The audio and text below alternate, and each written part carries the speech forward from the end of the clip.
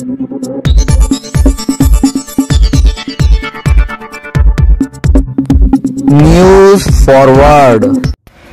Forward channel मध्ये आपले स्वागत आहे। आताची मोठी ब्रेकिंग।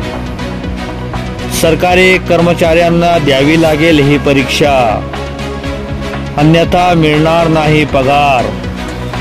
पहा न्यूज फॉरवर्डची सविस्तर रिपोर्ट। केंद्र सरकारने सरकारी कामकाजाचा चेहरा मोहरा बदलण्याचा निर्णय घेतला आहे।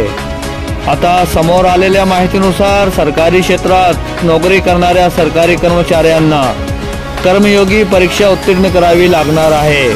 देशात 3 वर्षांपूर्वी आदर्श तांत्रिक आणि सर्जनशील निर्मितीसाठी मिशन कर्मयोगी सुरू झाले।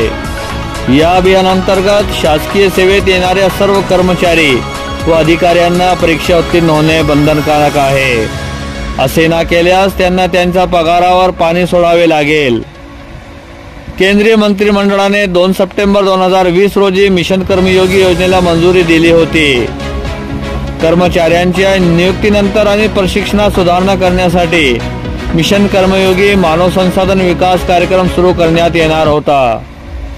प्रशिक्षणाचे प्रमाणीकरण करणे हा या योजनेचा उद्देश आहे, जेणेकरून अधिकारी आणि सरकारी कर्मचाऱ्यांना त्यांची कामगिरी सुधारण्याची संधी मिळेल। मिशन कर्मयोगी हा सरकारी कर्मचाऱ्याला एक आदर्श कर्मयोगी म्हणून पुनर्जन्म देण्याचा प्रयत्न आहे, जेणेकरून त्याला सर्जनशील, सक्रिय आणि तांत्रिकदृष्ट्या सक्षम बनवून देशाची सेवा करता येईल।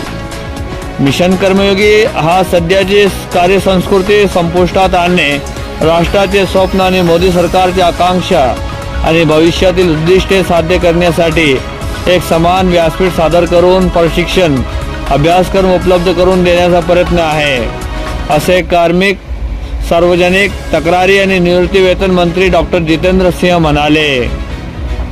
सध्या national civil service capacity building programme हा मानवी संसाधन व्यवस्थापन कार्यक्रम नियम आधारित असून तो भूमिका आधारित व्हावा यासाठी प्रयत्न आहे। यासाठी सरकारने आयगॉट नावाचे पोर्टल तयार केले आहे। अभ्यासक्रमाचे रेकॉर्डेड अध्याय या पोर्टलवर अपलोड केले आहेत। कर्मचाऱ्यांना हे प्रत्येक अध्याय ऐकावे लागेल आणि नंतर विचारलेल्या प्रश्नांची उत्तरे द्यावी लागतील। त्यानंतर त्यांचे मूल्यमापन करून त्यांना ग्रेड दिला जाईल।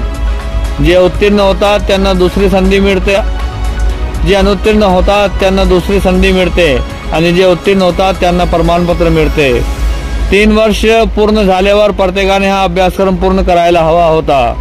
ज्या कर्मचाऱ्यांनी अभ्यासक्रम पूर्ण केला नाही त्यांना अभ्यासक्रम लवकर पूर्ण करण्यास सांगण्यात आले आहे। तसेच मंत्रालयांना अशा ज्यांनी परीक्षा दिली नाही अशा कर्मचाऱ्यांचे वेतन थांबवून त्यांनी परीक्षा उत्तीर्ण झाल्याचे प्रमाणपत्र सादर करताच त्याचे वेतन जाहीर करावे असे सांगण्यात